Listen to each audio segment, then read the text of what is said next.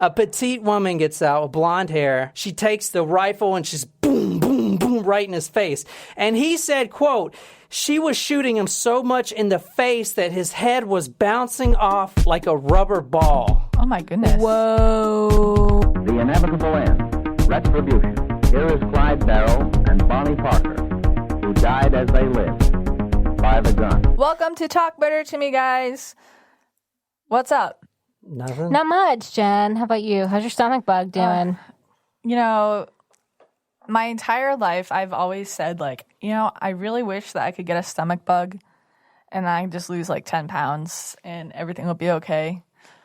And I have now learned that that is not the way to go. Because number one, I only lost 3 pounds. And number two, I came down with it the night before my national boards. So I did not sleep all night before. But you passed, right? I think. I mean, they don't give you a pass or fail right away. With the last test that I took, my comprehensive exam, we knew what score we had to get for our school in order to graduate. But this goes to the National Certification Board, and it takes 8 weeks to get my results. So I think I got a high enough score, but I won't know for another 8 weeks. That sucks. I know. Well, I'm glad you feel good about it, though, despite you being legitimately ill during it. Yeah, I was. Yeah. And the thing about losing weight, it's probably just the water, so you probably gain it back. Thanks, John. So the hint tonight was starlet. What is a starlet? A starlet is like a movie star, a young movie star. Female. Mm-hmm. It's someone who wants to become a movie star. Is it? No. Whatever. He's going to pull up a definition and he's going to prove us wrong. So anyway. I feel confident in how we guessed. I feel confident in our definition of starlet. A young actress with aspirations to become a star. So we are both right. So the hint tonight is the Hollywood cocktail. And delicious. It is pretty good. It's that's going down rum, fast. Topper's rum, grapefruit juice, and grenadine. It originally called for an egg white. Whipped egg white, but I was like, nah, that seems like too much work right now. Which I think would probably be beneficial for your stomach, actually, as well. Yeah. That may have been a little too much too soon. Maybe. So we have a new Taco Supremo. We do! Wayne! Yeah, Wayne's World. Wayne's World. Party time. Yeah. Excellent. I've never seen Wayne's World. It's on something. We can watch it after. I feel like I wouldn't like it. It's Mike Myers. If you don't like Mike Myers, she hasn't seen Austin Powers either. Yeah, I don't think I would like Austin Powers either. Wayne's World was all right. I wasn't a huge fan, I'm not going to lie. So, I want to say a big, huge congratulations to Gypsy Rose for getting engaged. I saw that today. Not to go to John. No? Yeah. I didn't read the headline. I didn't read the article. I only saw Who posted that, Kira? I don't know. I saw it on E! News, it came up on my phone, but TLDR, too long didn't read. Yeah, she got engaged to a pen pal. A prison pen pal. That poor girl. Lauren linked the Gypsy Rose is engaged. So nice. Thank you, Lauren. Thank you, Lauren. I would have found out eventually because I have an RSS feed and I just didn't check it that day. But thank you so much. That's awesome. And I hope she lives happily ever after. This is one of my favorite drinks we've done, by the way. Really? Yeah. It tastes like something that I like. I think the Bahama Mama we made last episode was my favorite. Actually, you know what one's the best one that we've made, I think, of all time? What? The one that you made, that was the lobster Yes, that was really good. The good. rock lobster blended one, that was to die for. Yeah, that was really With the good. little lobster gummies. Yes. That was so fun. I got way too many gummies. I can't wait till the summer and we can do some daytime recording, hopefully, every now and then. I want to Bloody Marys. That's my thing. We do have that pickle vodka that's perfect for it. You know what we should do? Yes. So what are we drinking, shooting? We don't know. It's a surprise. Is this your first time here? Who are you? Is this an imposter? John? Do I need to sing the song for you? I think I do. Surprise shots, we don't know what they are because they're a surprise. You're welcome. I picked this one out, guys. I'm a little concerned, although I might know what it is. This looks like It my can pee. be like one of like two things that we have in there. So It looks like my pee. Oh, no. No. what do you think it is? It's my pee. What do you think it is, Jen? If it's absinthe, I'm not drinking it. Oh, absinthe is this color. Pucker. What kind? Apple. Yeah. I don't think we've done a shot of that before. We might have, but it's been a while. It's been a I while. knew you were We've gonna do killed that. too many brain cells, which I thought it was really funny, Wayne, in your note when you were when you wrote to us, you were talking about how you could tell that when we start to slur, no judgment, but Yeah. So Wayne is a Jen's looking at how thin her face looks. win. It does. It does. You keep at it, girl. I am. I'm down 20 pounds officially today. Thanks, stomach flu. You get it back. That is awesome. John. John, that No was one fucked asked up. you. 20 pounds? I know. So Wayne is a Wayne is Hang a on. We haven't finished dwelling on Jen's weight loss What is success. it? Aeroplane. Stop it. Jen, you've lost 20 pounds in... I mean, 2 pounds in 2 months and 1 week. I was like, we started February kind 5th. of February. February 5th, because the Super Bowl was the 4th. Yeah. That's awesome. Thank you. That's awesome. Thanks. I've been working really hard. You have, and it shows. Thanks. I couldn't have done it without you guys. You're Teamwork welcome. makes dream work. It's phenomenal. You're welcome. So Wayne is a auto plane person, Autoplane? or auto Aeroplane? aeroplane engineer. Oh, for like Boeing? Yeah, for Boeing. He For works like on Boeing. seven- Wow. Or like Boeing? No, for Boeing. He works on this That's awesome. bunch of 767. Isn't that the plane that is really controversial right now? What's this? Why would it be controversial? There was a crash recently on a Boeing plane, and a lot of the major airlines canceled a bunch of flights that were using those planes. Interesting. And I think it was a 767. I could be wrong. Maybe it was a 727. I'm not sure. I don't know the difference between them all. The size. Like they used to have the 747, but that one was actually Yeah. discontinued. Oh, really? I think. Well, I know Delta doesn't use it anymore. Huh.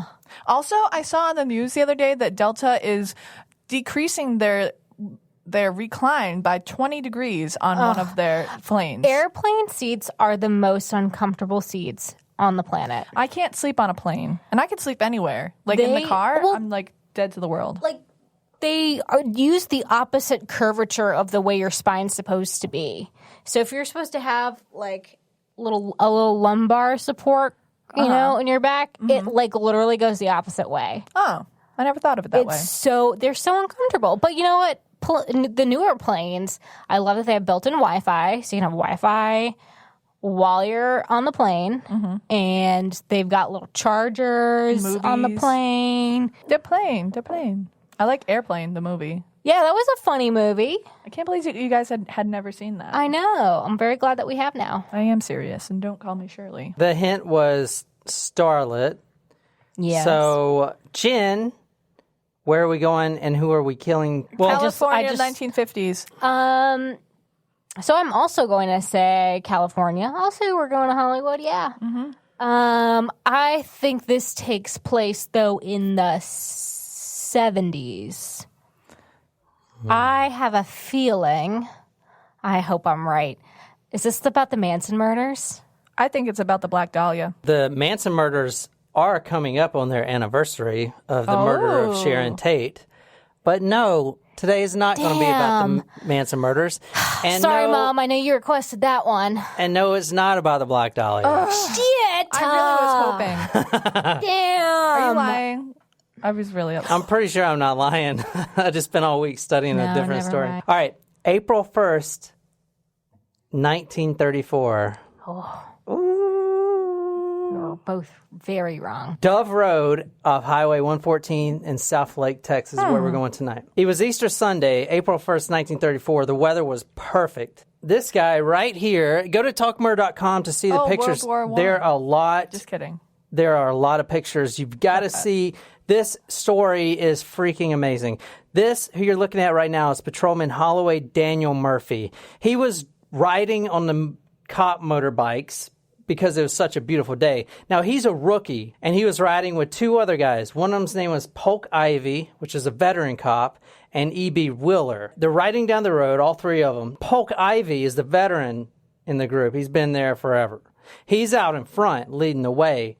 Now, he doesn't actually see the two other guys, his two other patrolmen, pull off the road, but there was a Ford Flathead V8, which I'm going to get into the cars and everything, pulled off to the side of the road. Now, in such a small town of Texas, cars broke down all the time. I mean, these cars were pretty new, and the landscape was just rough, all the dirt and the grime that gets in the car. So cops would pull over and help them. The two cops, E.B. Wheeler and Patrolman H.D. Murphy, Holloway Daniel Murphy, they pull over. They're going down this little dirt road. There's two guys standing by the car. It's this Ford V8, nice, black, shiny.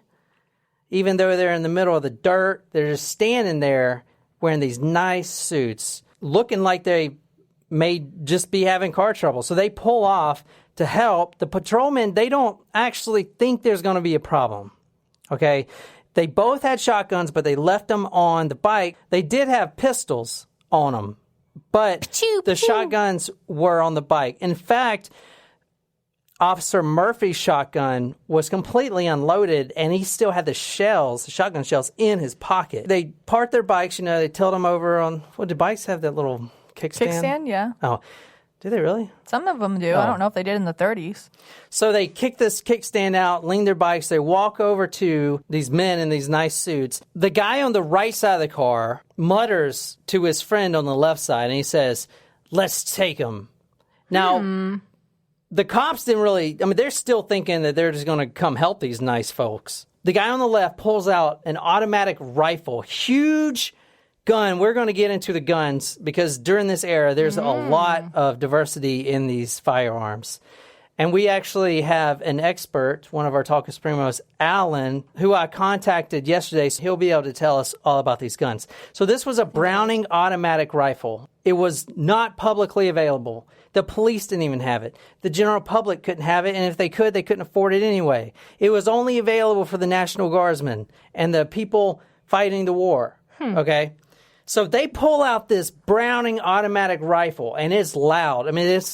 It's one of the largest guns. It's boom, boom, boom. Oh. And they just start, and one of them starts just pumping this cop. Boom, boom, boom. Daniel Murphy instantly dies. He gets shot all over, instantly dies. The other guy on the other side of the car pulls his rifle out and shoots over the radiator of the car, like over the hood, at the other patrolman, E.B. Wheeler. Now, E.B. Wheeler is on the ground. He's spurting up blood. He's as good as dead. He's probably going to die anyway. He's filled with rounds, these big-ass rounds, just completely destroyed his body. There was one witness, a farmer, and he was about 30 feet away from all this was happening. About 10:30 Sunday morning, I noticed a car parked on that hill, the man and woman in it. I never paid very much attention to it. They were fooling around the car like picnickers on an outing or hunters or something. And I went to haul rocks on that hill up there, and I was right at that orchard about 30 feet from the car. And I could see the clothing. The woman was dressed in a brown suit, and the man had on a blue shirt, khaki riding breeches. What you're watching now, go to talkmurder.com, and I'm going to embed it. This is Fox Movie Tone. Now, this was right when movie pictures went from black and white silent to black and white talking. Wow. The talkies. So, the talkies, exactly. So Fox Movie Tone is, if you go to the movie now and you see all that celebrity facts pop up, you know what I'm saying? Kind of entertain you before the movie starts. Yeah. This was that, but they would have real movies and real news. One was standing on either side of the car.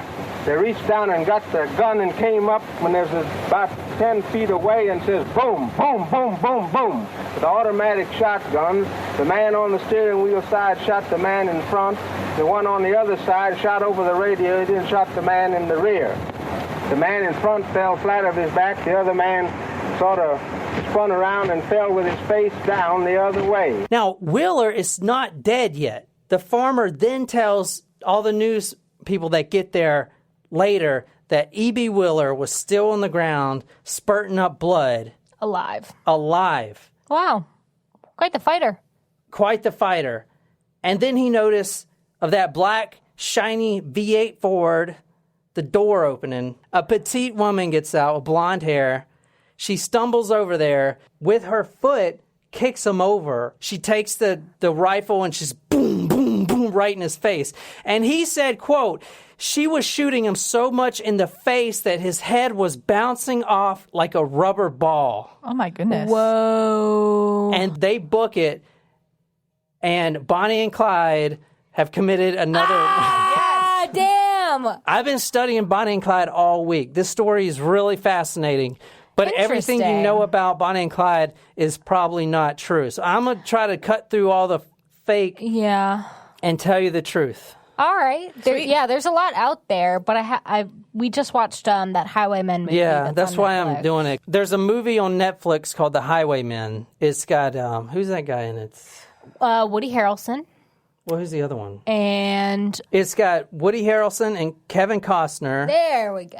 Yeah, Kevin Costner. It's also got Kathy Bates. She plays Ma Ferguson, which... I love Kathy Bates. At the time in Texas, Ma Ferguson was the governor of Texas.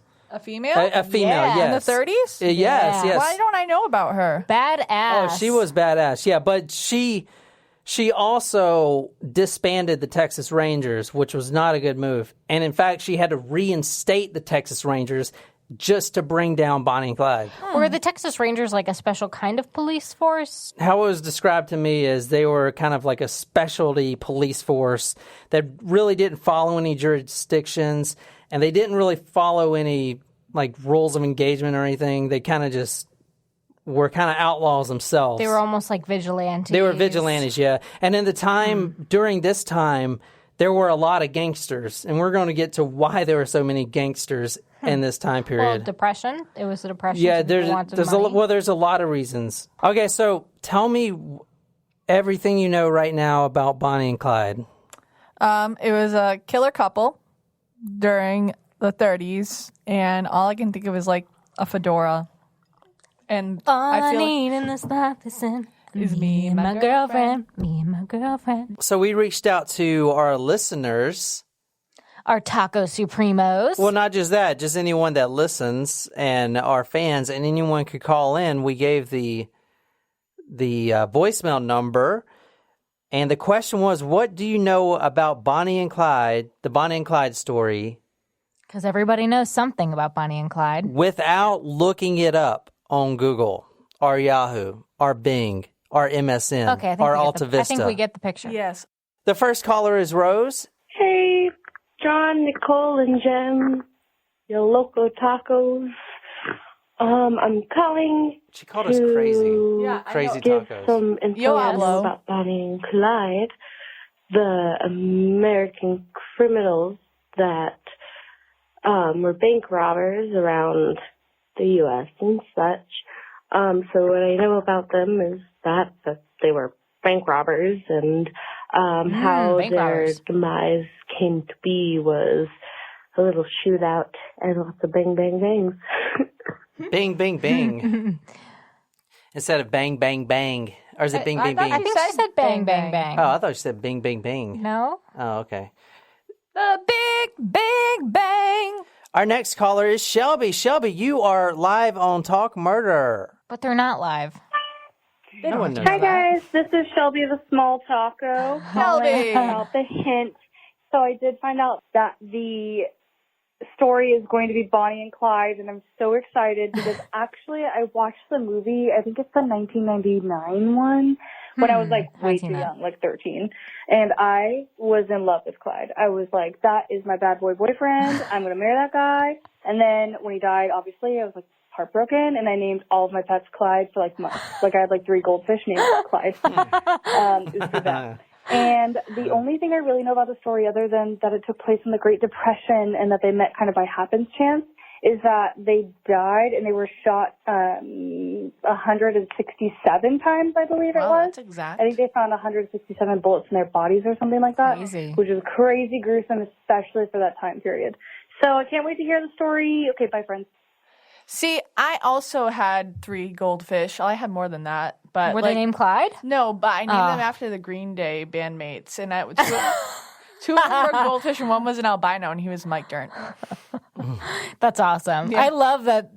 Like, just so happened that 3 of her goldfish were named Clyde. Also, That's awesome. Also, happenstance is a term that needs to come back. It's a good word. Yeah. So the book that I read is called Go Down Together, The True Untold Story of Bonnie and Clyde. Was this another book sale purchase? Yeah, it was Used $3. book sale? Yeah. It's by Jeff Gwynne. Can't wait for another book sale. Yeah, these book sales are great. This was one of the first celebrity crime couple. This was the first celebrity crime couple. They invented this genre. And a quote from historian Iris Chang, this comes from the book, noted in an interview a generation later, like all celebrities, quote, celebrities are really distractions for the general public. Yeah. First created, then most often destroyed, consumed for our amusement. Okay, so up to April 1st, 1934, Clyde Barrow and Bonnie Parker provided the distractions for Americans. The headlines are sensational. It's interesting that like maybe it's hypocritical if I were to make this statement, but it's very interesting that we, as a country, glorified these serial killers as celebrities. But yet, maybe we do the same thing today with Ted Bundy and... I don't know if I would say glorify. I know what you're trying to say, but I think because they pique the interest of the people so much, like, they kind of obsess over it, and that's all we have to talk about. So, I don't know. Not all we have to talk about, but... I mean, I think the dynamic of a male and female couple is also very interesting. Mm-hmm. The great thing about this story is there's so much. I mean, there's a whole subculture devoted to Bonnie and Clyde. Clyde grew up in West Dallas. Now, West Dallas, also known as Cement City. Cement. West Dallas, known as Cement City. There you go. Also known as the Devil's Back Door. Also known That sounds weird. Also known as the Bog. And eventually it will be named, quote, the Monument to Poverty. Those are some really depressing nicknames. Yeah, so Dallas... Even the Devil's Back Door, you had me there. When Dallas was created, it was created for a purpose. It was basically the cornerstone of capitalism. Like the skyscrapers, it was a huge banking industry there. Okay, it was like just wealth everywhere. But then across the Trinity River, which I'll show you Clyde's home, was West Dallas, where Clyde lived, like a tent city. Oh. Most of the people living there full time lived in tents if they were lucky, if they even had anything. It was probably just a tarp. The ones that were even luckier than that had makeshift shelters. Okay, this is where Clyde lived. So Clyde's poor. Very poor. He was the lowest of the low. Well, especially during that time period, it's not uncommon to not have any money, to be living in types of situations like that. It wasn't, totally out of the ordinary.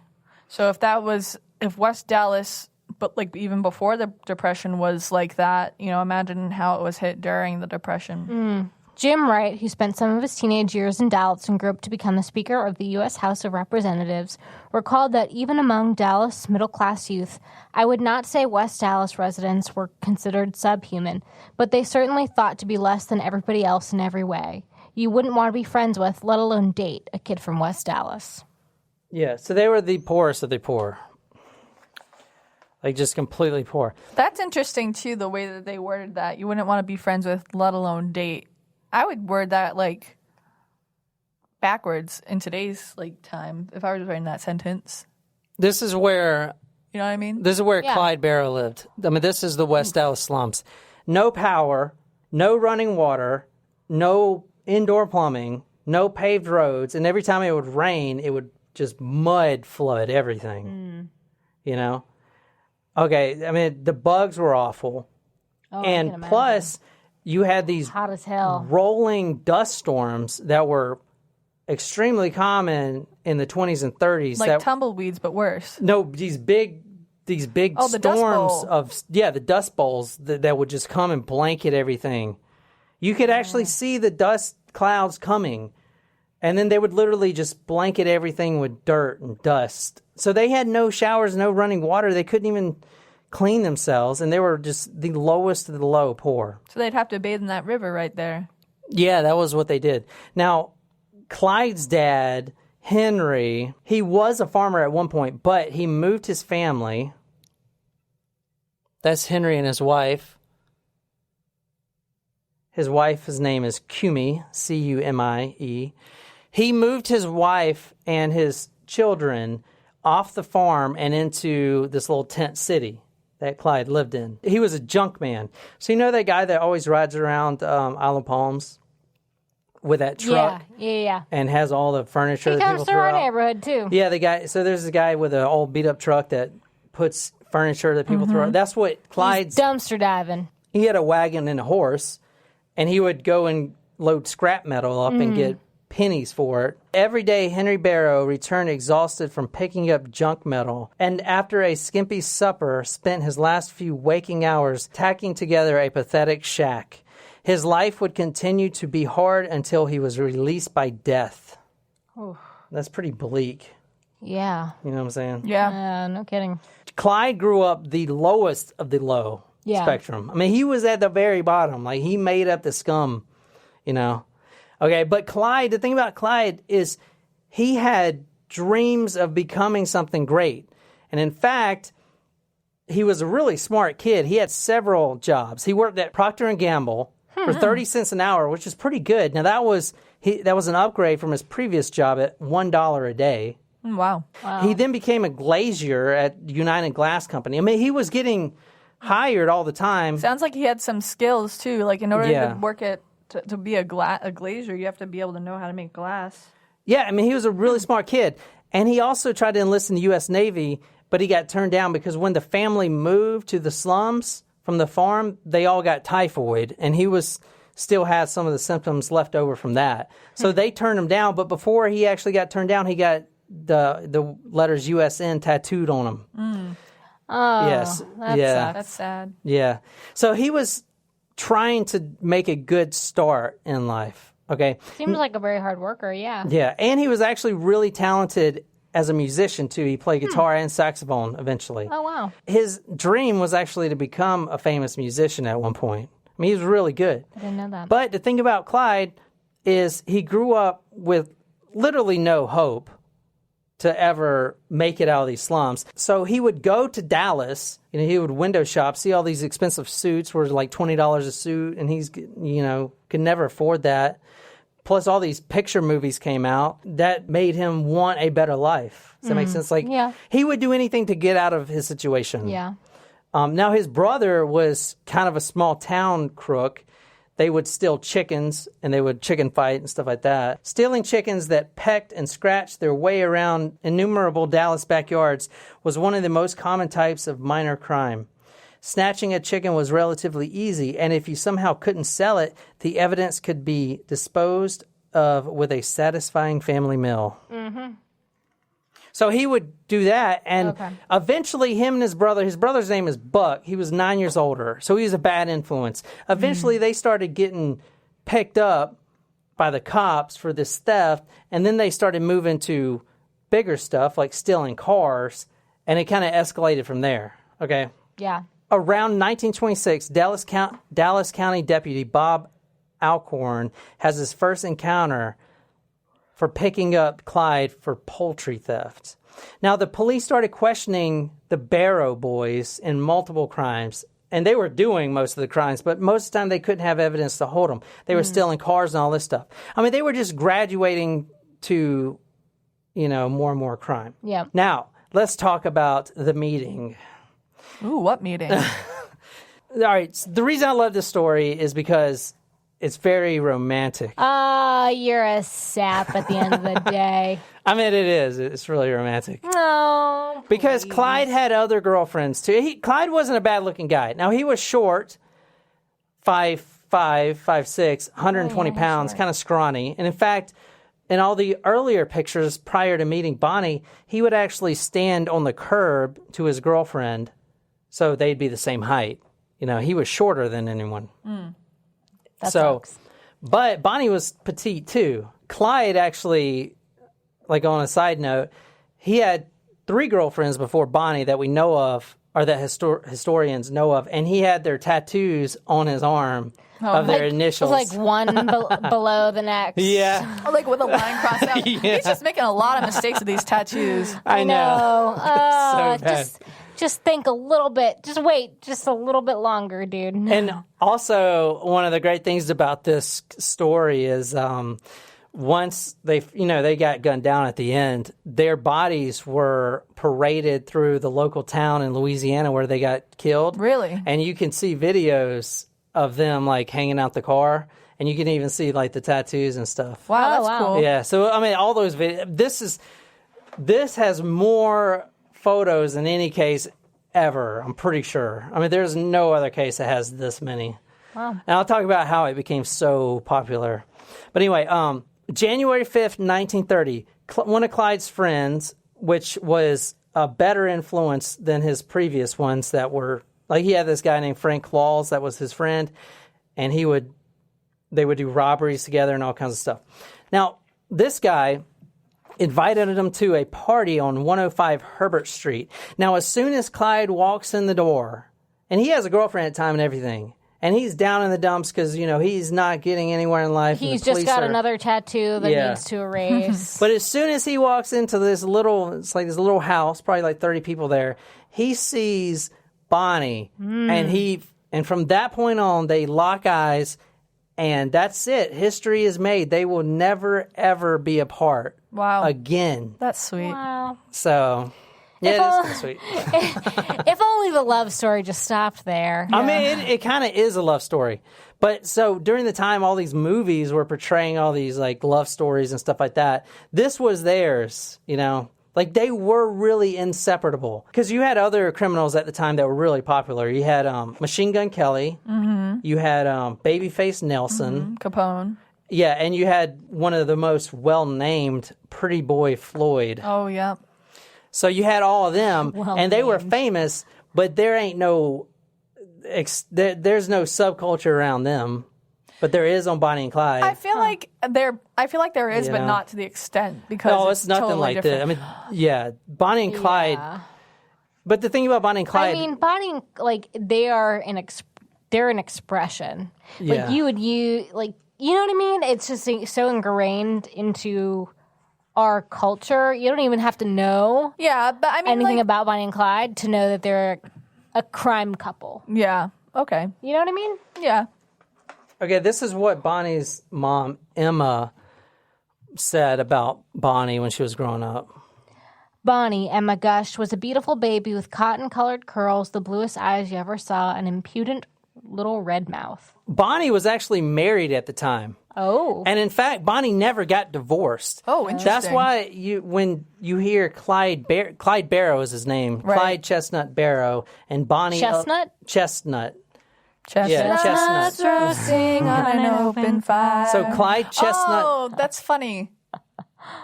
Clyde Chestnut Barrow and Elizabeth... You get it? Like when he gets lit up at the end of his life. Clyde... Come on. That's funny. Wagga wagga. Clyde Chestnut Barrow and Bonnie Elizabeth Parker.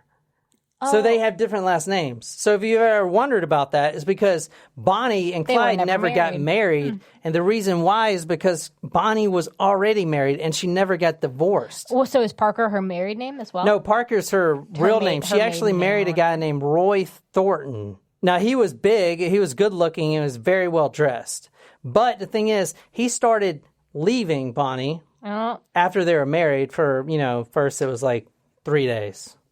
And he would come back and things would be normal. But then he would leave for a week. And then he would come back. But he had no... Smelling like other woman's perfume. Yeah, exactly. He had no explanation of where he was.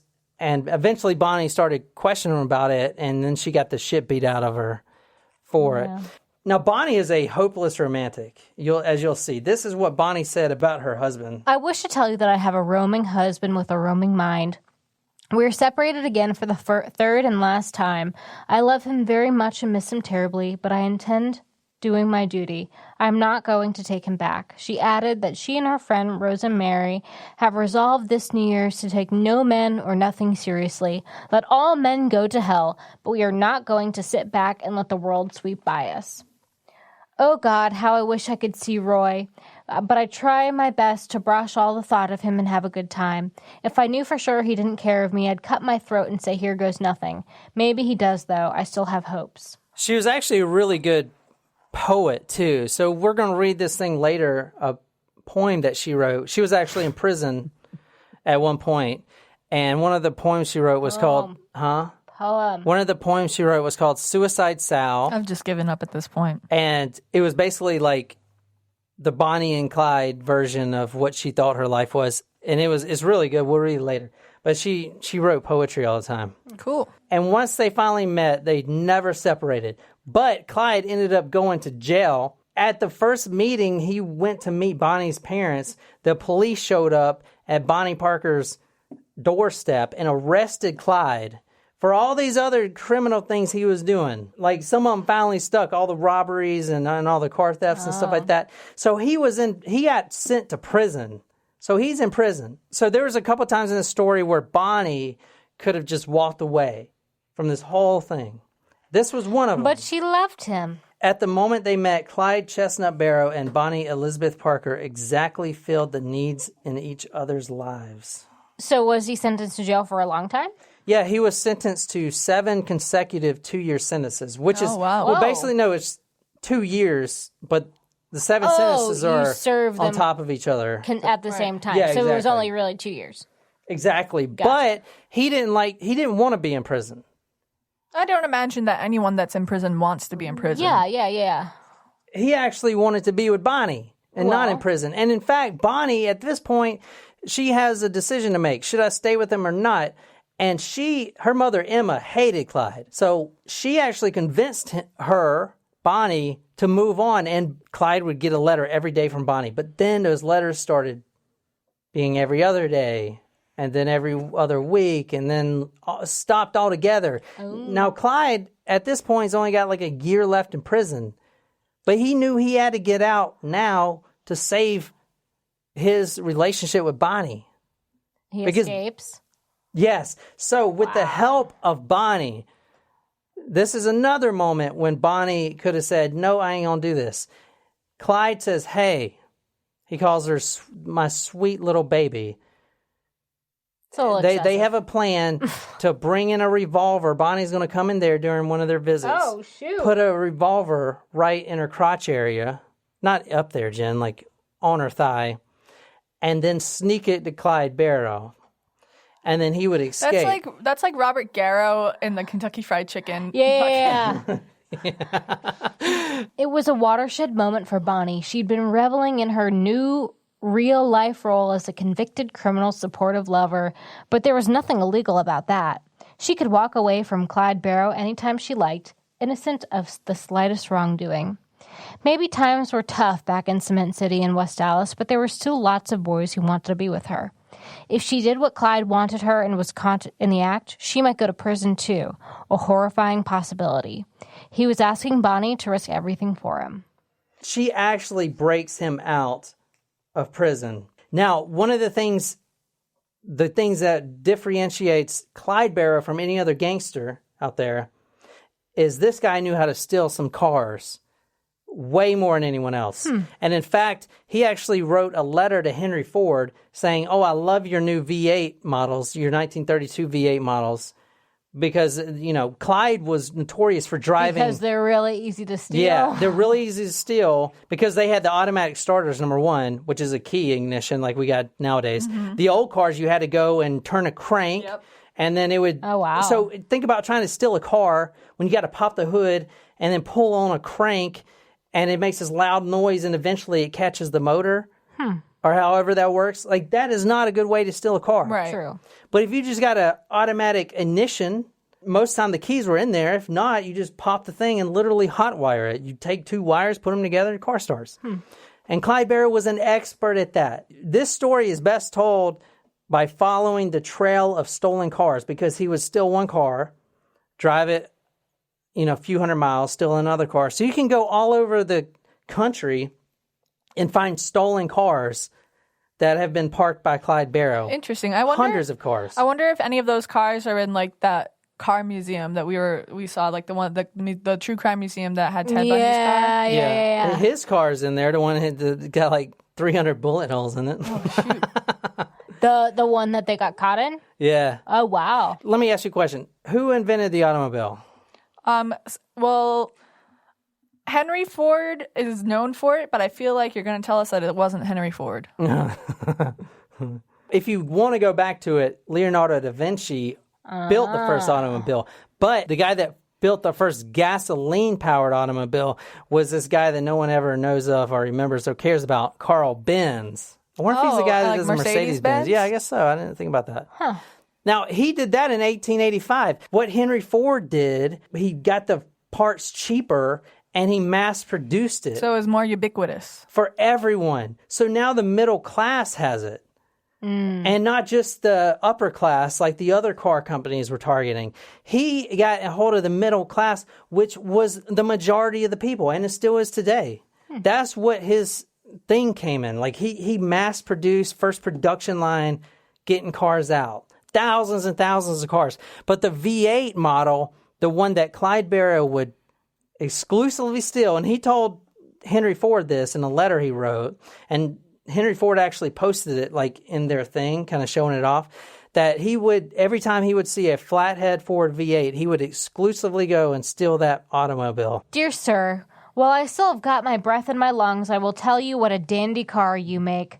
I have drove Fords exclusively when I could get away with one. For sustained speed and freedom from trouble, the Ford has got every other car skinned.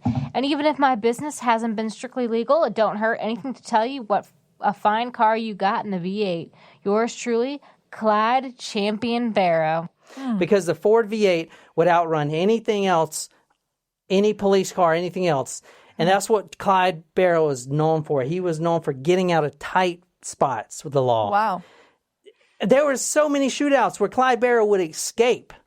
And Ford V8, also the steel body made it almost impossible for police to shoot them inside the car.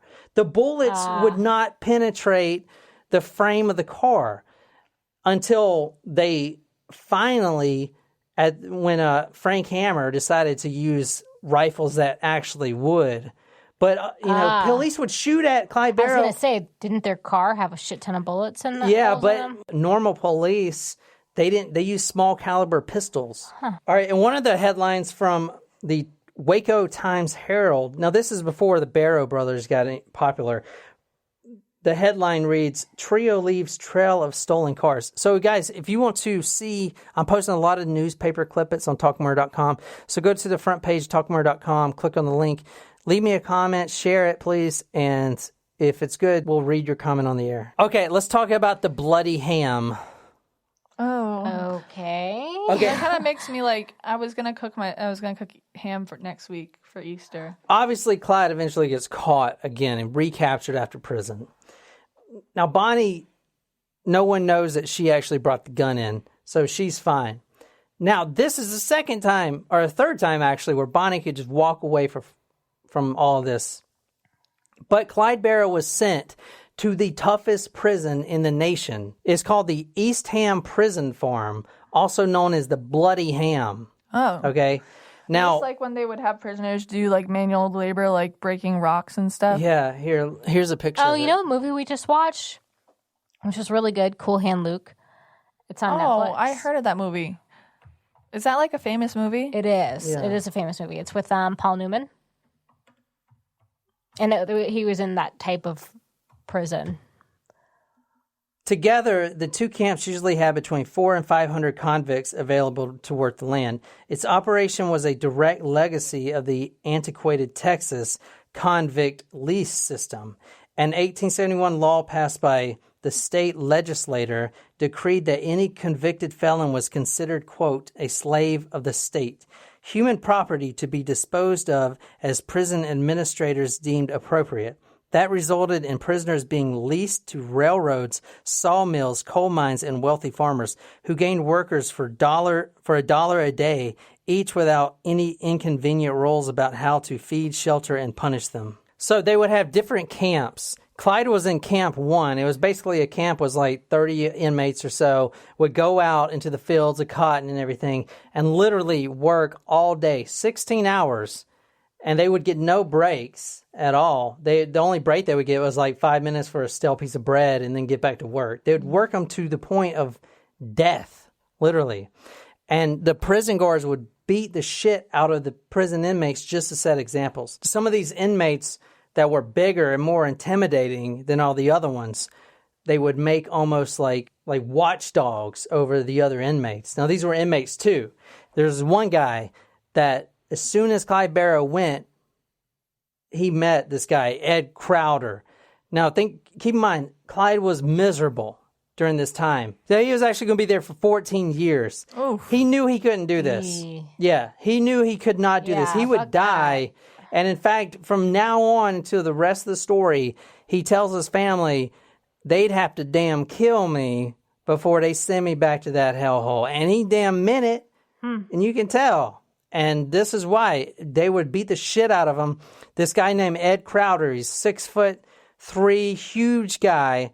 He was an inmate himself, a lifer. For a year straight, he raped Clyde, sodomized him, raped him. And this was time where... Oh, I wasn't expecting that. No, yeah, me so this was a time where like it was looked down on to sodomize another male victim because it was like homosexual. Hopefully it's always looked down upon. Well, it was like to homosexual, rape you know? someone. Yeah. Oh, just for that reason. Yeah, alone. but Crowder, he was so big and everyone was so intimidated by him, no one said anything, so he did it out in the open. So number one, he would rape Clyde Barrow in front of everyone. That's humiliating. awful. Yeah, it's very humiliating. And this happened for a year until Clyde Barrow finally got just where he was sick of it. He met this guy named Aubrey Scaly, who was also a lifer. And that guy also hated this big guy named Crowder that was raping Clyde. So they formed a plan. Here's what Aubrey said. Listen, when he follows you back into the shower, you take a pipe. Now, Clyde got a pipe brought in, a big lead pipe, and you conceal it. So he concealed it. And when he went to the shower, he said, all right, when you go into the shower, hit him over the head with it, and I'll run in there and I'll stab him to death. Because I don't care. I'm going to be here anyway. I ain't getting out. I might as well kill this guy. I hate him. So one day, it was September 1930, he goes into the shower with that pipe concealed. Ed Crowder goes in there to rape him. And once Ed Crowder walks in the door, Clyde Barrow's like right behind the little section off portion, bashes him over the head, bow, with the lead pipe. Crowder goes down, and all of a sudden, Aubrey Scaly, just like he promised, goes up there with a shank and just starts shanking the shit out of this guy. And I mean, until he's dead, the coroner deemed it a homicide by Scaly because he said he'd take all the credit for it. He didn't care. Because he was in life. Yeah, he's life anyway. So that worked out fine, you know, and Clyde never was held responsible for that. But that was actually his first murder. And that was one that he never felt remorseful for. You know I what I'm wouldn't saying? either. Yeah, to be exactly. honest. Now, here's why it's called the Bloody Ham. Because you work for 16 hours a day on these little farms and you literally die of exhaustion. They called it the Bloody Ham because these prisoners would self-mutilate themselves in order not to work. And in fact, they would cut their fingers off, their feet. They'd cut their feet off? Yeah, they would cut their toes off, their fingers, goodness. everything. Their arms off. They would cut anything off not to work. Now, that's why they call it the Bloody Ham. January 27th, 1932, using the help of an inmate, as the inmate swung that axe right down on Clyde Barrow's left foot, Clyde Barrow lost his big toe and half of his second toe. Wow. Completely off. Because he didn't want to do this anymore. He wanted to get out. Now... Yeah, but you'd think not having your toes, like, you need those to run fast, buddy. That's why I use cars. Yeah, but now he can't. Now he can't slave in 16 I know, but hours like a day in that's the gonna heat. make it a tough escape from the prison. Well, that was January 27th, 1932. Little did he know, his mother, Kumi, with both boys in prison now, kept writing letters to the governor to pardon her sons because at the time, the prison systems were overfilled to the max, so the governor would routinely grant pardons. And is this the female governor, or is this a different governor before she got elected? This is a different governor at the time. Yeah, this is a different governor. But he's going out and she's coming in, basically, like within this time period. Gotcha. On January 27, 1932, when he severed off his big toe and half of his second toe, 3 days later, on February 2nd, the Texas governor, Ross Sterling, paroled him. Oh, dear. And now he's out He lost completely. those toes for nothing. And he'll never walk straight again. He'll always be limping. From here on out, he can never walk straight again. Sucks to suck. Another example of his timing is just a little off. Yeah. Just you wanna wait talk a about little timing, longer. Not just what happened to me the other day, but on Friday, I also forgot to get gas on my way to work. And I didn't realize this until I was like halfway to work. And it was like on my messages, it says like, you have this many miles until you're empty. Out. Yeah. Well, it was on like 2 blank lines. Oh my God. So I was literally in line at the gas station, and I was next to go, and then my car goes. No. So I ran out of gas, but I was next in line at the gas station, so that it had to sucks. help me push my car to the pump. Oh my God. Yeah. Yeah. Oh my God, that's awful. Yeah, it's pretty bad. I wouldn't know what to do. Well, I was at the gas station. I know, thank goodness. Yeah. Yeah. You'll never let that happen again. I don't know. Till next time. We'll Okay. keep you posted. February 1932. Bonnie has yet another decision to make.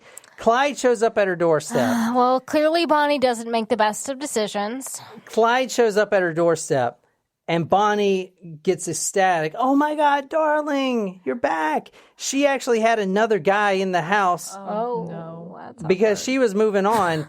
But Bonnie and Clyde, when he walked up to the doorstep, she lost herself. Fell in his arms. They started kissing, and the guy and the other guy in the room just kind of made his way out. I'll just go now. Or, It's like, All right. Well, thanks for that. Have a I'll call you later. Or Yeah. good life, I guess. I mean, Clyde actually limped up to the door. I mean, he was on crutches and everything. Like he was, he doesn't have his toes anymore. That was another decision where she could have been like, "I'm done," but Yeah, that's she not. could have been like, this guy's way cuter. Yeah, And he has all of his toes. but that's not the point. So Bonnie, when she was growing up, all she wanted to do is become an actress. She was obsessed with the movies, almost like Clyde was obsessed with the gangsters in the movies. She wanted to become an actress so bad. And in fact, her mother... But why does she think Clyde's going to help her with her aspiration to be an actress? Well, It she doesn't- she dated all these other guys that would just get jobs and be boring. And you he's know. different. He's different because, he may... I mean, he's a Full-time job? hustler. No, I'll just steal you the car you want. And the thing about this, like, they could travel. Like, the thing that was known about Bonnie and Clyde, they did travel. They traveled all over the United States. I mean, they were robbing every place they went. Travel. Perks of becoming a criminal include flexible business hours, Remote opportunities. great travel packages. So she always wanted to be that starlet, right? So she was... Well, does she like...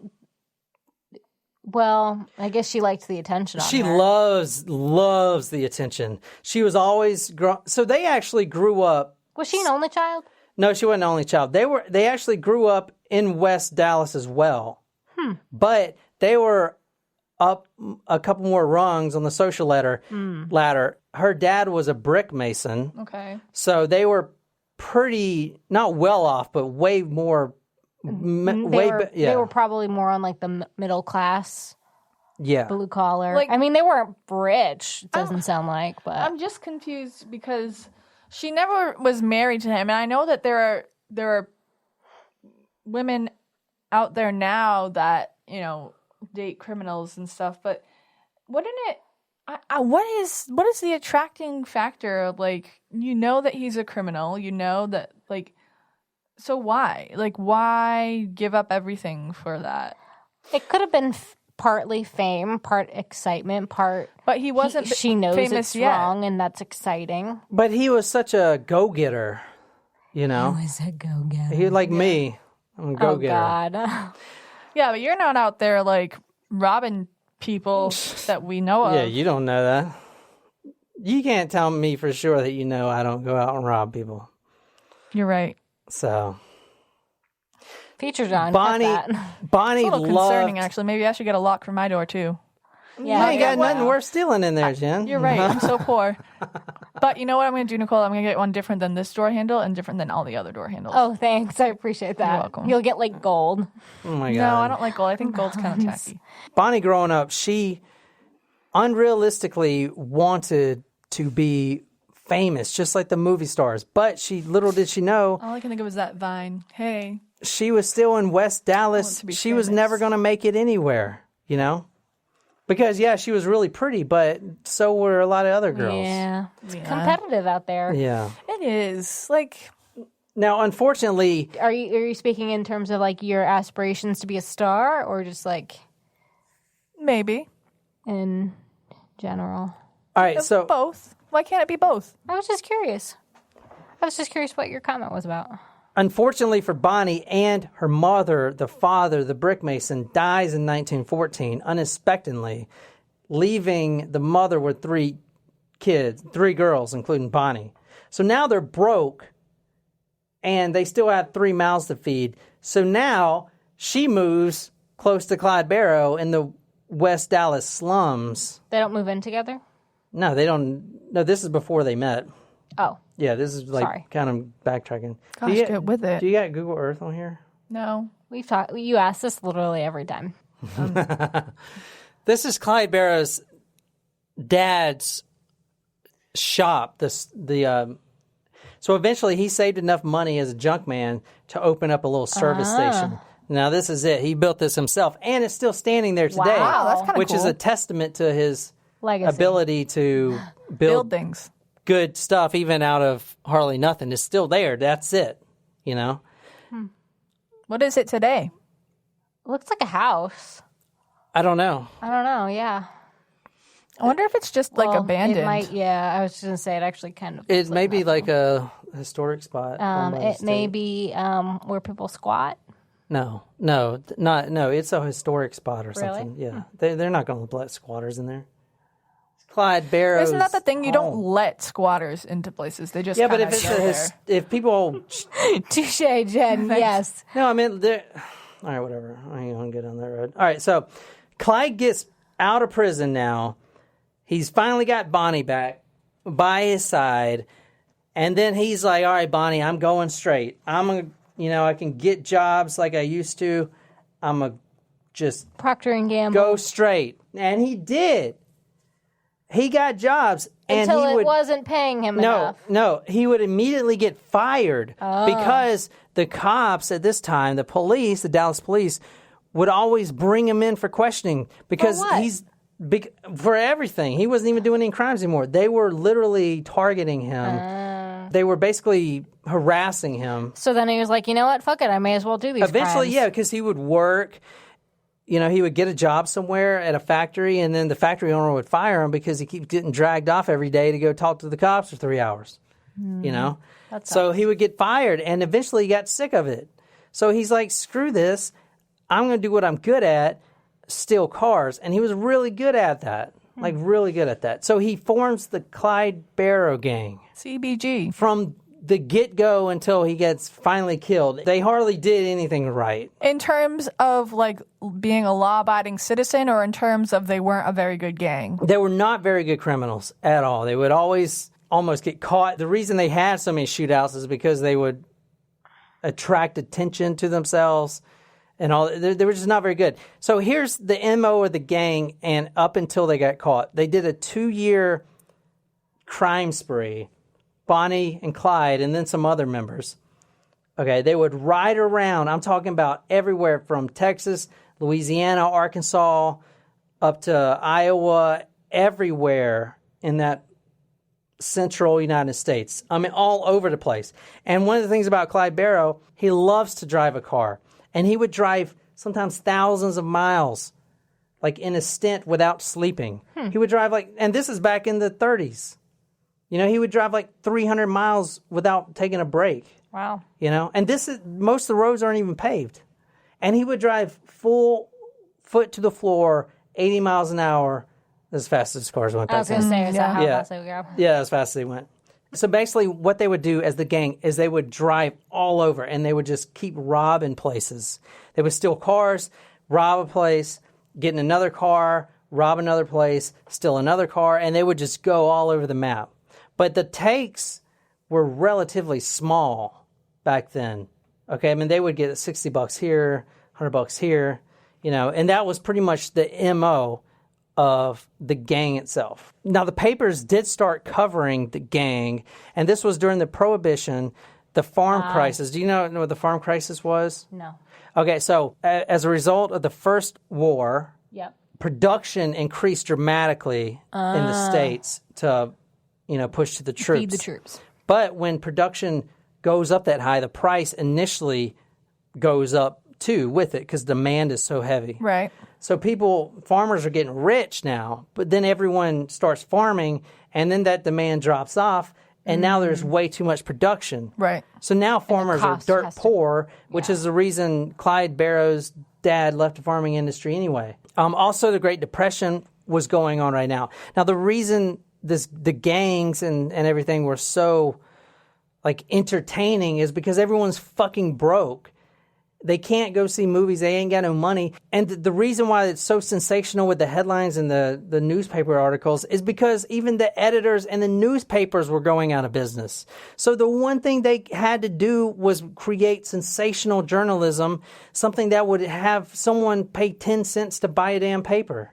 That's where all these sensational headlines came from. Mm-hmm. You know what I'm saying? Mm-hmm. Okay, so I want to talk about a few murders. So the whole time, Clyde Barrow and his lover in crime, Bonnie, and even some more tag-alongs. Like a large part of the story, he was riding with his brother, Buck, and his wife, which is named Blanche.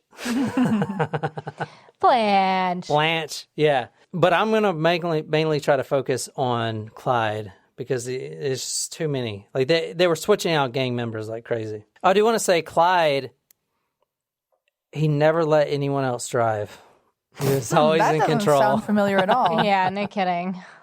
I'm a lot like Clyde Barrow. I was like, That's a little frightening. I see some similarities. Huh. I am. Interesting. The thing about Clyde Barrow is he was a really crappy gangster. Okay. I don't know. They seem to be on the run for quite some Literally time. 99% of the murders committed were mistakes. Oh. Right? Like the cops that he Except was... the first one that he did in prison. Well, that was not a mistake. Yeah, you're right. But they would always get surrounded by cops and it would always be a shootout. And Clyde knew how to shoot. That's one thing he knew how to do. He knew how to do a couple things. He knew how to drive a damn car, steal a damn car, and shoot. So he was perfect for this line of work. But he was going around and robbing little service stations and trying to get the safes. Like most service stations would have a safe. Like they would steal the safe and try to break it open. You know what I'm saying? But he should have, from the start, stuck to what he was good at, which was stealing cars and then selling the cars on the black market. See, but at the same time, I don't disagree with you, but if you're only targeting small service stations and you're not making a huge profit from each case, it's maybe you have a greater chance of a person being like, oh, well, I mean, it was $60, but we can make that in a couple of weeks. Back then, obviously not. Yeah. But, as opposed to robbing a bank, you get more coverage. And, if you're stealing, I know it's the 30s and there's a lot, seems to be a lot less going on than there is now. And that certainly the news coverage is not as big as it is now. But if you rob a bank in, Dallas, you're going to get more coverage than you would by robbing a small gas station in Oklahoma or Louisiana. You know what I mean? Mm-hmm. So maybe that was part of his MO intentionally. They actually did rob a bank. On March 25th, 1932, it was him, Clyde Barrow, Ralph Foltz, and Raymond Hamilton, which he met all those guys in prison. Now, here's what they were going to do. They were going to rob the Sims Oil Refinery. This is one of their first ever as a gang. So the thing is, like, Clyde got out of prison, and he wanted to get rich really quick, not just to, like, he wanted to get rich really quick so he could buy enough ammunition and guns and break out inmates, especially Aubrey Scaly, the guy that helped them kill, what's his name? He wanted to go back to Eastham Prison, the jail that's no one's ever broken out of, and the security is the tightest ever, and he wanted to break everyone out of there. Okay, so they were trying to prep for this Eastham Prison raid. They had driven almost nonstop from Texas to Minnesota. Let me see. Whoa. I know, it's like a lot of... That's a long way away. They had driven almost nonstop from Texas to Minnesota, pausing only for meals and gas. All three were exhausted, and when they took turns driving on the 400-mile trip back to Lawrence, each fell asleep at the wheel and let the car veer off the road into adjacent fields. In Lawrence, Foltz claimed in his memoir that they had enough money to check into a local hotel, the Eldridge. Now, the next 2 days they were at the Eldridge, they spent casing the First National Bank there in town. Okay, they knew the bank president arrived there at 8:45 in the morning. They knew that. So when he arrives, they were going to be right there to greet him, right? Mm-hmm. Clyde and Foltz both had shotguns. As soon as the president gets there on the third day, the president of the bank, they rush in the building, force the president of the bank to open the vault. Now, they actually got away with this. No one got injured. No one got killed. They drove 290 miles away to East St. Louis, Illinois. They finally pulled over to count their money, and they had an astounding $33,000, which I looked up, and that was about $438,000 today. Wow. So that was one of the first go-arounds. He could have quit there. Mm-hmm. Yeah. But he's a go-getter. Plus, that's not enough money to do what he really wanted to do, which was break out the guy that saved him in prison. How much money do you need to break someone out of prison? I mean, BAR rifles are expensive, and all the ammunition. He wasn't stealing it at the time. I don't think he knew that he could steal it from National Guard armories like he figured out. So that was the answer to your question. Yeah, he should have focused on banks. But the whole allure with Clyde and Bonnie, especially when Bonnie was with them, is they like to travel, like I said. So they would travel to different states and just basically fund their whole vacation by robbing people. It just seems like a very stressful vacation. I mean, they just got to rob people, kill people. I don't know if it sounds. It's high stress. Well, first of all, I didn't say that they should have focused on banks. I was saying maybe one of the reasons that he did focus on the smaller gas stations was because it would draw less attention. And also, I don't know if it would be stressful because it sounds like it kind of gave them a rush, like an adrenaline rush. You know what I mean? Especially when they started reading the newspaper and they saw their name in it. So I don't know if it would be stressful for them. I wonder if they're the type of people, and they both happen to be this type of people who, I don't know what the term is, but they get turned on by that sort of thing. You know what I mean? By crime. Crime or danger. So maybe they do it together. It makes them have the hots for each other, and they kind of keep doing it. Well, even Frank Hammer, the guy that brought him down in the end, when he was a young chap in his teens, he actually was going to rob a bank. And he was actually a wrangler, and I'll get more into his story. But at the time, the only reason he didn't rob the bank is because his boss of all the other wranglers came up and was like, all right, it's time to get back to work. That was the only reason he didn't rob the bank. And he was saying there was such a powerful allure to robbing a bank, so it's probably... Because it was very easy to get away exactly. with it. But, so after reading that, he made all that money. I don't know why he didn't rob banks. And number two, why didn't he just focus on what he was really good at, stealing cars? instead of going to robbing all these service stations, most of the time they wouldn't get away with any money. I mean, this is the Great Depression. Even the store owners didn't have money, you know? So he's not actually, as of yet, going to killing people on purpose. In fact, Clyde Barrow spared a lot of people's lives, including a lot of law enforcement.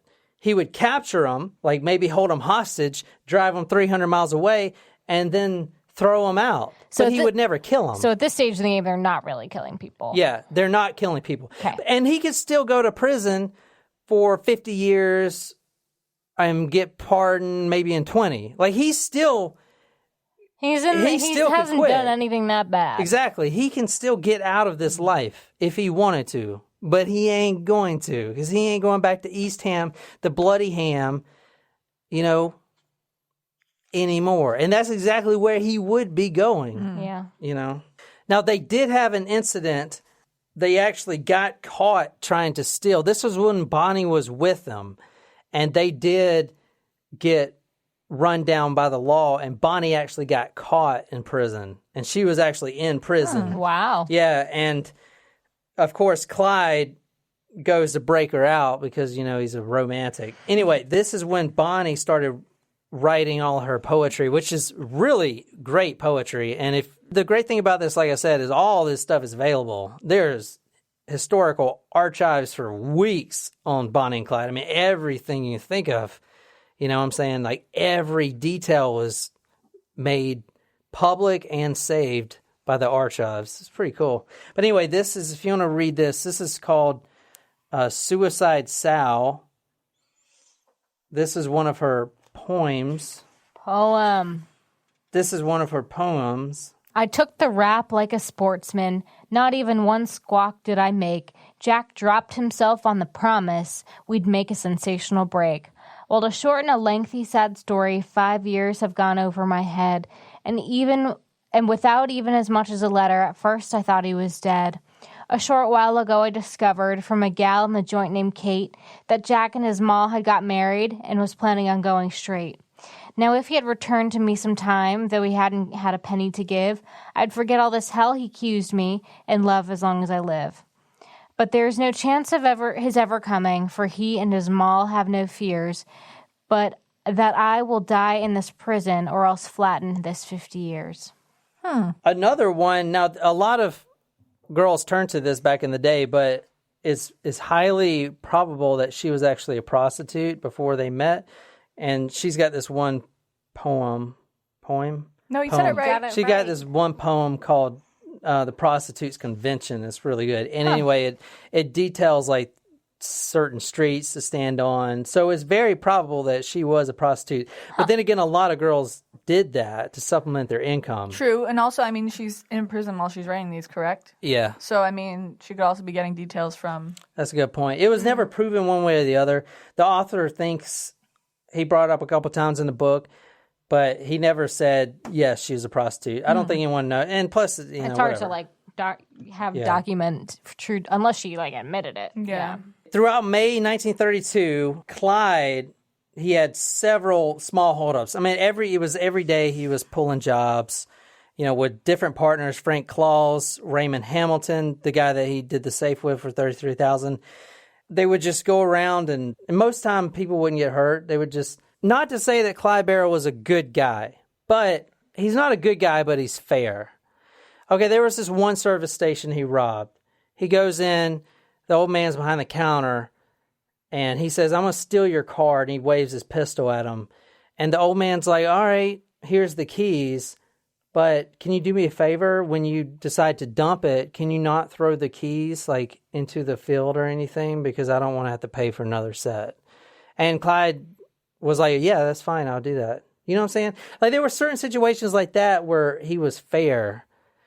Where he multiple times kidnapped even police officers that were looking for him, put him in the back, and then would drive them, even though he knew as soon as they were let off, they were going to go to the nearest payphone and get all the cops looking for him. He would still drop them off. He wouldn't kill them. I'm not saying he's a good guy, but he was fair. And most of the killings literally were not his fault, but if you back Clyde Barrow up in a corner, he's going to get out of the situation. You know what I'm saying? He doesn't want to kill anyone. He never has. He's not like some of these gangsters that just kill anyone. You know what I'm saying? Interesting. But Gangster with a heart. this is a sad story. One of the reasons that that marked him as a wanted man and pretty much made it where he was going to either die in the electric chair or get murdered or get shot up by the police was this story. Okay, they knew the guy that they were robbing on this particular day, okay, through one of their old friends. Now, his name is John N. Busher, not Butcher, Busher. John N. Busher. He's a 60-year-old man and a shop owner. He had a huge sign in front of the window, J. N. Busher, Jewelry Graduate Optician. Okay, so this was April 1932. It was Clyde, Ted, a guy named Ted Rogers, and a guy named Johnny Russell. They stole a car and they went to Busher's shop. Now, Clyde was in there earlier a few days ago selling pocket knives or whatever because he was trying to case out the joint, basically to see if they had a safe and see how big it is. If it was small enough that they could just take with them, they'll just put it in the car and crack it in the woods. If it was too big, they had to hold the shop owner at gunpoint and he had to open it. But either way, he went in there and cased the joint. Cased the joint? I'm sounding like a gangster, man. They went and cased the joint. You've been reading far too much into this. Yeah. And guys, go to talkmurder.com. I'm putting a picture of all the victim list and everything on the website. So it was April 30th, 1932. Now, there's different reports to what happened. But from this book, Clyde Barrow was still in the car. He was the getaway driver. I mean, that's what he could do best. He could drive better than anyone else and literally on the planet. He would drive pedal to the metal, 80 miles an hour, and he would get away from all these cops. I mean, best driver ever. So he was in the car. It's late at night. Busher, the 60-year-old man Busher, is sleeping with his wife upstairs. The two cronies knock on the door, knock, knock, knock. Busher comes down. He says, can I help you? And they say, I just need to buy some guitar strings, even though that was a lie. Mm-hmm. And they finally convinced him to open the door, which he never does. And then they give him a $20 bill for a 50-cent pack of guitar strings, knowing that he's going to have to break that by opening the safe. That's the only thing they wanted him to do, is open the safe. As soon as he opens the safe, now this is his wife upstairs was against even letting him in, but, the wife is always right. But he goes and opens the safe, and they hold him up at gunpoint. Now, stories conflict, but Busher ends up getting shot, and he dies soon after. And the wife actually identifies, through a police lineup, Clyde as being one of the ones in this operation. Now Clyde is marked with a murder. So now it's not just local gang, now it's murderer. If you want to read this news article, Nicole, you can. Dallas police were set patrolling the highway south of town early Sunday morning, watching for two young bandits who killed a Hillsborough filling station operator during a holdup just after midnight. They headed the escape car towards Dallas. The victim was John N. Butcher, the 60-year-old operator of a filling station, who was roused from his bed above the station by the two who bought gasoline and paid him with a $10 bill. When he opened his safe to get the change, one bandit shot him. The other guarded Miss Butcher, who ran downstairs, and his companion took the cash out of the safe. The amount could not be checked. See, in other reports, it says they were buying guitar strings. I mean, Interesting. I don't think journalists had rules back then. They just kind of put whatever. All right, this is 3 months later. Now, he's wanted for murder. It was him and Raymond Hamilton and a guy named Ross Dyer. So two of his cronies. They wanted to blow off a little steam. This murder thing was holding over his head. Now the whole time, like he was Such a driving. bummer, dude. Well, Yeah. so he's Yeah, not just killed somebody. he's not just waiting out in West Dallas. Like since then, and since he decided to start the Barrow Gang, he has been driving hundreds of miles a day, which is one reason the cops can't ever catch him, because he may be in Texas one day, Oklahoma the next, Arkansas one day. Like he's just all freaking over the place, like no rhyme or reason. But one thing that they did figure out about Clyde Barrow and Bonnie Parker is they would always come home to West Dallas. Even though the cops were waiting for him there every time, they would always come home to see the family members. They were very loyal to the family members. They would come home on Easter Sunday, and the whole families, Bonnie Parker's and Clyde Barrow's families, so what they would do is they would have someone drive by an empty Coke bottle. It had a note in it. They would throw it over the fence to the Barrow residence. The note would read, "Meet here, behind these wooded area at so-and-so time." And it was like literally in 20 minutes. They would get the whole families together, ride up to this undisclosed location out in the middle of nowhere, and they would have like Easter Sunday together. Oh, that's nice. They did this all the time. And Clyde and It is. I'm sorry. That's lovely. Clyde and Bonnie would bring them presents, like money. They would give them money sometimes, the families, new clothes, pillows, blankets. At one time, Bonnie bought her mother, Emma, a nice white rabbit for Easter named Sunny Boy. Oh. And the cops couldn't catch them even though they were coming back to West Dallas.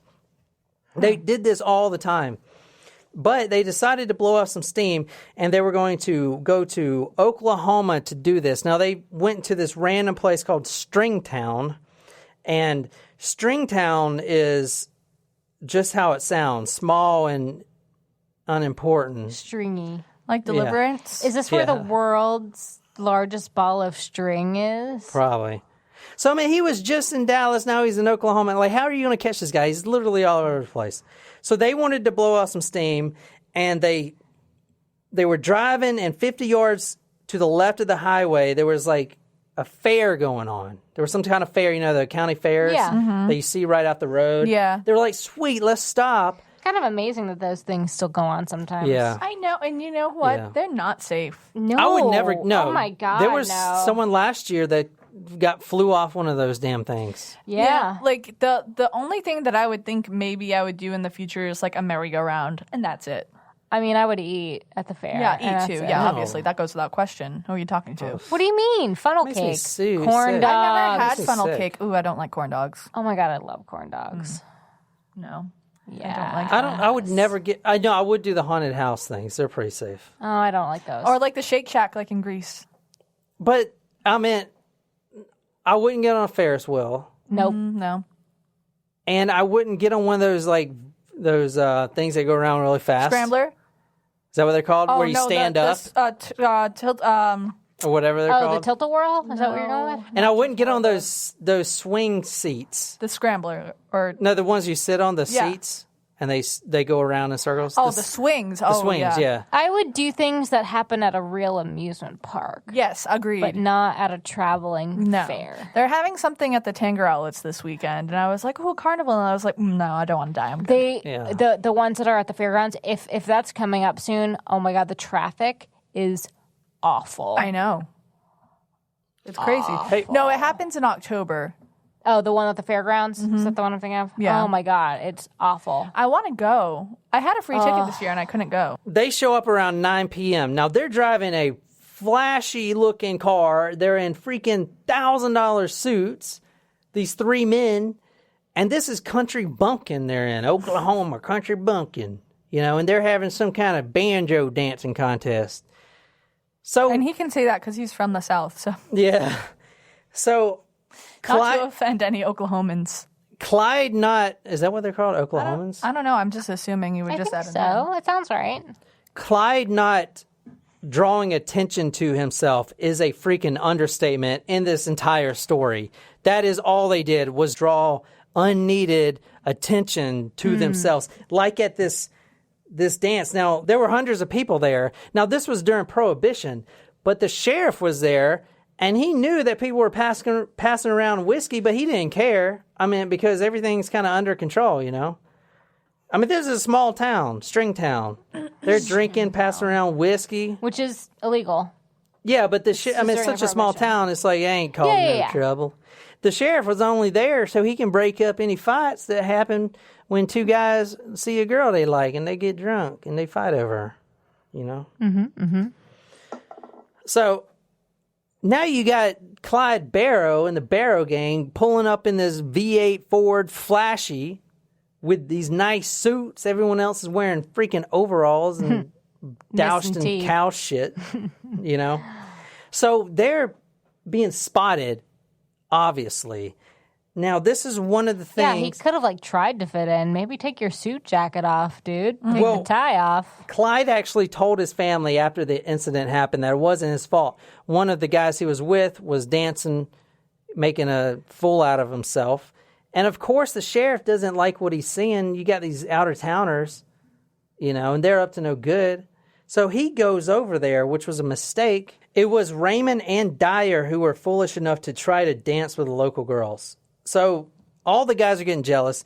The sheriff sees that. He goes over there. Sheriff Maxwell, according to Clyde, approached him in the Ford, not for illicit possession of alcohol, but because one of the Stringtown boys had reported seeing a gun in the back seat.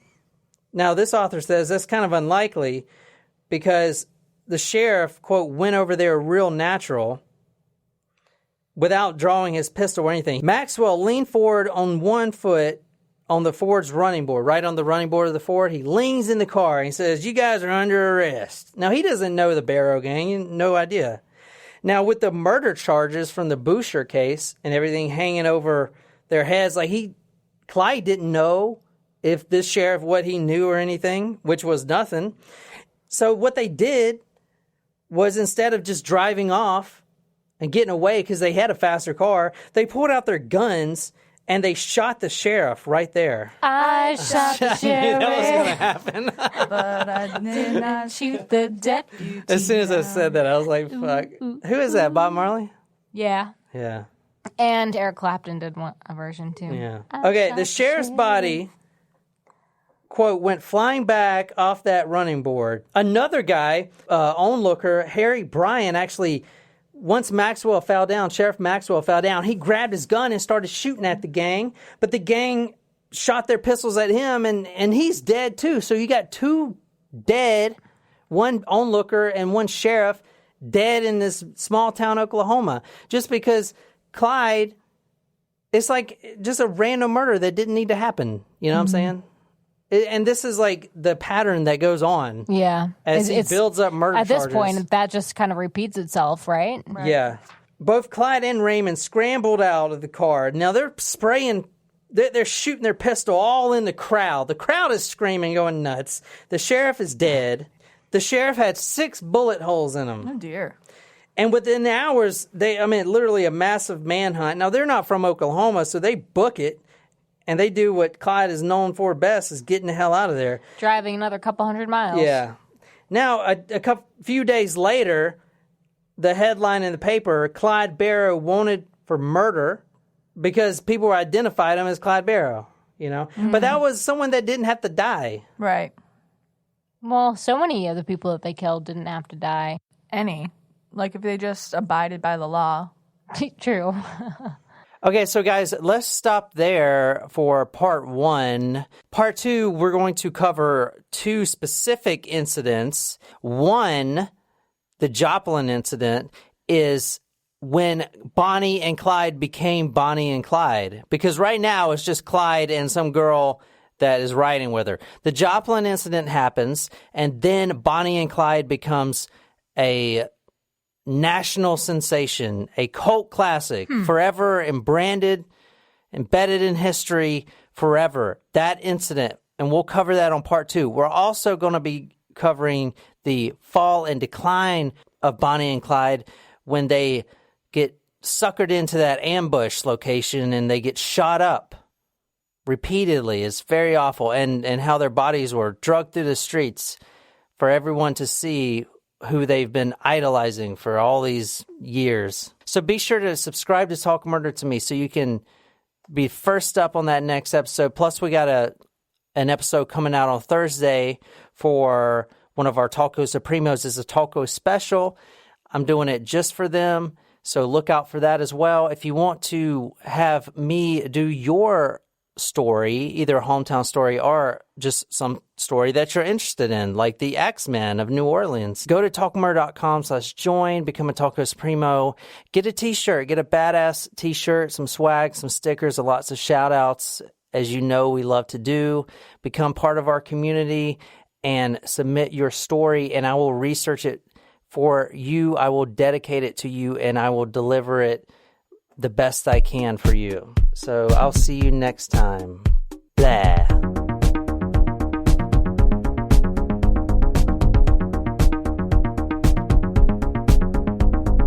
All right, so our first caller on the line right now. Welcome to Talk Murder Live. Hey guys, it's Gypsy. I loved your episode. I heard that Bonnie and Clyde were the original killer couple. But I think me and Nick did a good job too. Did you guys see my news?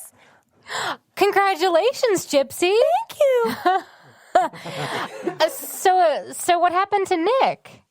Or Victor? I don't know what to call him. Victor. Yeah.